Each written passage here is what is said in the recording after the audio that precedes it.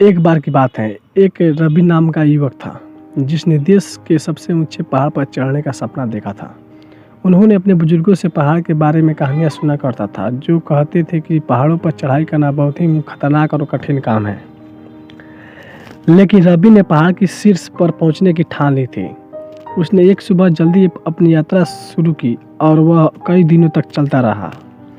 रास्ता कठिन और जोखिम भरा था और रवि को अक्सर चट्टानों और पत्थरों पर चढ़ना पड़ता था, लेकिन उन्होंने कभी हार नहीं मानी।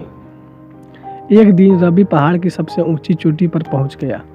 वह थका हुआ और कमजोर महसूस कर रहा था, लेकिन वह खुशी से भी भरा हुआ था।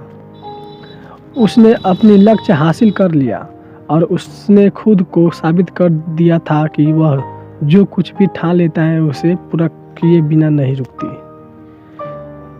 जैसे ही वह युवक पहाड़ की चोटी पर खड़ा हुआ, उसने जमीन की ओर देखा।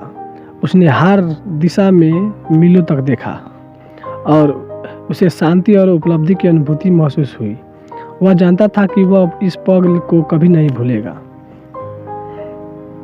इस कहानी की सीख, रवि की कहानी हमें ये याद दिलाती है कि अगर आप ठान ले तो कुछ भी संभव है। चुनौती चाहे कितनी भी कठिन क्यों ना हो, अगर आप कभी हार नहीं मानते तो आप अनंतः अपने लक्ष्य तक पहुंच ही जाएंगे।